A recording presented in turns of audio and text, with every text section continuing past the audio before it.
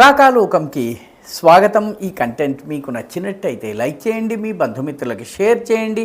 ఇప్పటి వరకు సబ్స్క్రైబ్ చేసుకోకపోతే సబ్స్క్రైబ్ బటన్ని నొక్కండి, అదేవిధంగా బెల్ ఐకాన్ని కూడా నొక్కండి. జై హింద్ మిత్రులారా. డొనాల్డ్ ట్రంప్ భారతదేశం మీద టారిఫ్లు విధించి తప్పు చేశారా? ఇప్పుడు ఈ ప్రశ్న అమెరికాలో ఉత్పన్నమవుతున్నది. ఆయన కేవలం భారతదేశం మీద మాత్రమే కాదు, సౌత్ కొరియా మీద కూడాను, జపాన్ మీద, ఆఖరికి న్యూట్రల్ దేశమైనటువంటి స్విట్జర్లాండ్ మీద కూడా టారిఫ్లు విధించారు, సుంకాలు విధించారు. ముఖ్యంగా స్విట్జర్లాండ్కి చెందినటువంటి హై లెవెల్ టీంతో టారిఫ్లకు సంబంధించి చర్చలు జరుగుతున్నటువంటి సమయంలో ఏకపక్షంగా టారిఫ్లు విధించడం జరిగింది. ఇక భారతదేశం మీదనైతే చెప్పనే అక్కర్లేదు. ముందు 25%, తరువాత 25% టారిఫ్లు విధించడం జరిగింది. అయితే ఈ టారిఫ్లు విధించటం వల్ల భారతదేశం మెడలు వంచవచ్చును, భారతదేశాన్ని మోకాళ్ళ మీద కూర్చోబెట్టవచ్చును అని కనుక ట్రంప్ భావించినట్టయితే ఆయన పొరపాటు చేశారు. ఎందుకంటే భారతదేశం ఈ విషయంలో అసలు ఏమీ స్పందన తెలియజేయటం లేదు, ఎటువంటి వ్యాఖ్య చేయటం లేదు, విమర్శించటం లేదు, ట్రంప్ దగ్గరికి కాళ్ల బేరానికి వెళ్ళడం లేదు. పైగా ట్రంప్ తీసుకున్నటువంటి ఈ చర్య వల్ల భారతదేశము రష్యాకి, చైనాకి చేరువవుతున్నది. ముఖ్యంగా ఆగస్టు 8వ తారీఖున పుతిన్, నరేంద్ర మోదీ ఇద్దరు దాదాపు అరగంట పాటు ఫోన్లో సంభాషించుకున్నారు. ఈ సంభాషణలో యుక్రెయిన్ యుద్ధం నుంచి, ద్వైపాక్షిక సంబంధాల నుంచి, అంతర్జాతీయ పరిస్థితుల గురించి చర్చలు జరిగినాయి. వీటన్నిటితో పాటు ఇరు దేశాల మధ్య వ్యాపార వాణిజ్య సంబంధాలు, వ్యూహాత్మక సంబంధాలను మరింత లోతుగా తీసుకువెళ్ళాలని, మరింత పెంచాలన్నటువంటి, వాణిజ్యం విషయంలో కూడాను మరింత అవగాహనతో పనిచేయాలన్నటువంటి ఒక సూత్రప్రాయమైనటువంటి అంగీకారానికి రెండు దేశాలు వచ్చినాయి. ఈ మేరకు మోదీ ట్వీట్ చేశారు, పుతిన్ కూడా ట్వీట్ చేశారు. దీని అర్థం ఏంటి? S-400 ఎయిర్ డిఫెన్స్ సిస్టమ్స్ మన దేశం రష్యా నుంచి కొనుగోలు చేయబోతోంది. రష్యా నుంచి చవక ధరకు చమురుని కొనుగోలు చేయబోతోంది. అమెరికా బెదిరింపులకి భారత్ లొంగకుండా చమురుని దిగుమతి చేసుకుంటోంది. దీంతో ట్రంప్ ఏదైతే ఆశించారో దానికి పూర్తిగా విరుద్ధంగా జరుగుతున్నది. మరొక వైపు బ్రిక్స్ దేశాలన్నీ కూడాను ఒక్కతాటి మీదకు వచ్చి అమెరికా ఆధిపత్యాన్ని సహించేది లేదన్నటువంటి సంకేతాల్ని చాలా స్పష్టంగా పంపుతున్నాయి. పైపెచ్చు ట్రంప్కి అతిపెద్ద సమస్య ఏంటంటే సొంత పార్టీ అంటే రిపబ్లికన్ పార్టీలోనూ, డెమోక్రటిక్ పార్టీ విపక్ష పార్టీ, ఈ రెండు పార్టీలలోనూ ట్రంప్ యొక్క దుందుడుకు టారిఫ్ విధానాల వల్ల కేవలము ప్రకటనల ద్వారా సంచలనాలు సృష్టించే పద్ధతుల పట్ల వ్యతిరేకత వస్తోంది. రెండు పార్టీలకు చెందినటువంటి నాయకులు దీన్ని బైపార్టిజనిజం అంటారు. అంటే కొన్ని విషయాల్లో పార్టీలతో సంబంధం లేకుండా ఏకాభిప్రాయం ఉండడం. ఆ రకమైనటువంటి ఏకాభిప్రాయానికి చాలామంది డెమోక్రాట్స్, అదేవిధంగా రిపబ్లికన్స్ వస్తున్నారు. ట్రంప్ యొక్క టారిఫ్ విధానాల్ని న్యాయస్థానాల్లో సవాలు చేసేటటువంటి ప్రయత్నం ప్రారంభమైంది. ట్రంప్ దీని విషయంలో హెచ్చరిస్తున్నారు. ఈ రకంగా మీరు కనుక న్యాయస్థానాలకు వెళ్ళి న్యాయస్థానాల్లో హడావిడి చేసినట్టయితే 1928-29 ప్రాంతంలో అమెరికా ఏ రిసెషన్ అయితే ఎదుర్కొందో, మాంద్యాన్ని ఎదుర్కొందో, ఆర్థిక మాంద్యాన్ని, నిరుద్యోగాన్ని, ద్రవ్యోల్బణాన్ని ఎదుర్కొందో, ఆ పరిస్థితులు మళ్ళీ వచ్చే అవకాశం ఉందని ఆయన బెదిరించారు. కానీ దాన్ని ఎవరు పెద్దగా పట్టించుకోలేదు.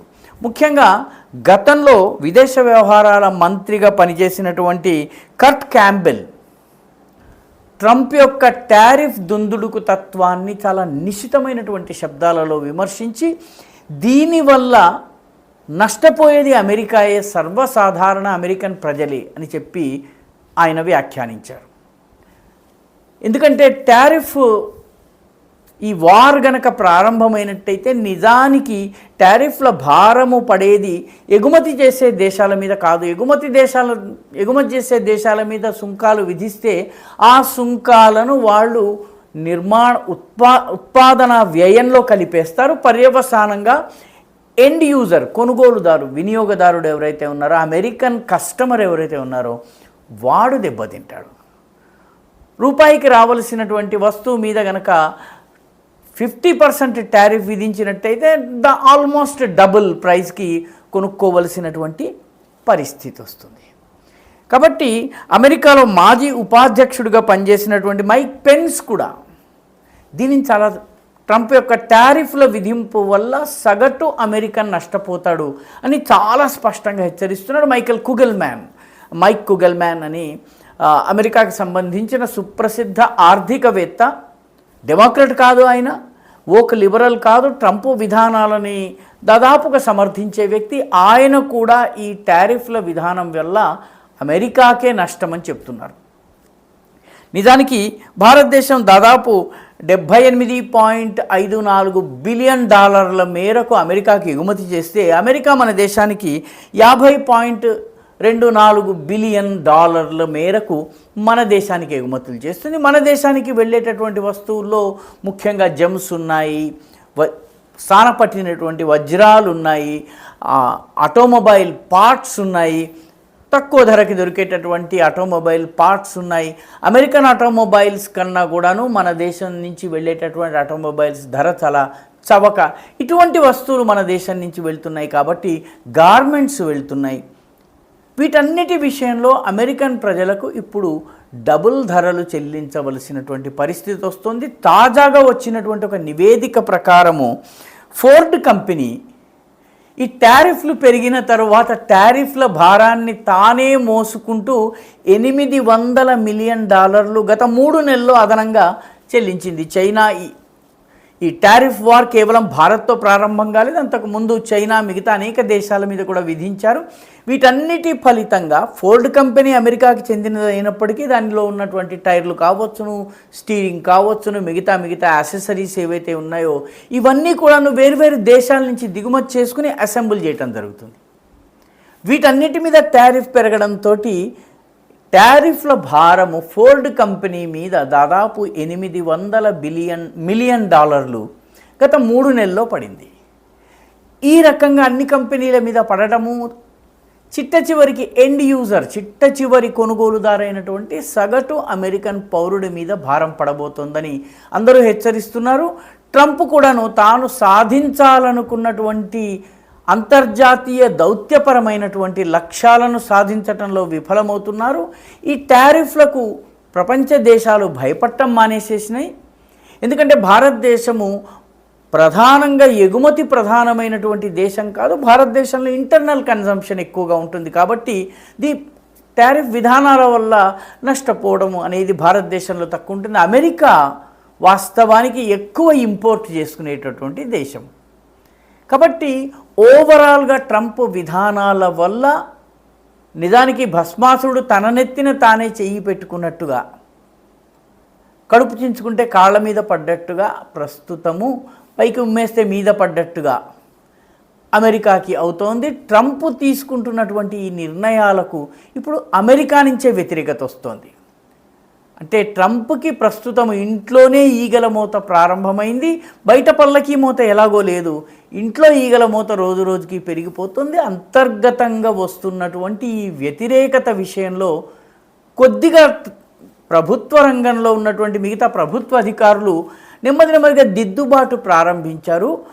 ఏప్రిల్ 9వ తారీఖున అమెరికన్ విదేశాంగ శాఖకు సంబంధించినటువంటి ఒక ఉన్నత స్థాయి అధికారి ప్రెస్ మీట్లో మాట్లాడుతూ టారిఫ్ల విషయంలో అభిప్రాయ భేదాలు ఉన్నప్పటికీ భారత్ ఇప్పటికీ మాకు వ్యూహాత్మక వ్యవహారాల భాగస్వామ్య దేశమే, మా మిత్ర దేశమే అని చెప్పవలసి వచ్చింది.